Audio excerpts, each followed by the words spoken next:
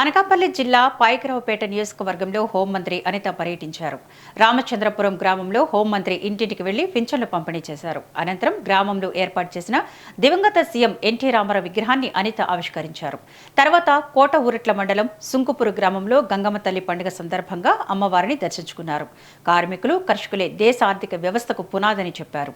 రెండోసారి polit bureau సభ్యురాలుగా తనకు అవకాశం కల్పించినందుకు సీఎం చంద్రబాబు, నారా లోకేష్లకు ప్రత్యేక ధన్యవాదాలు తెలిపారు.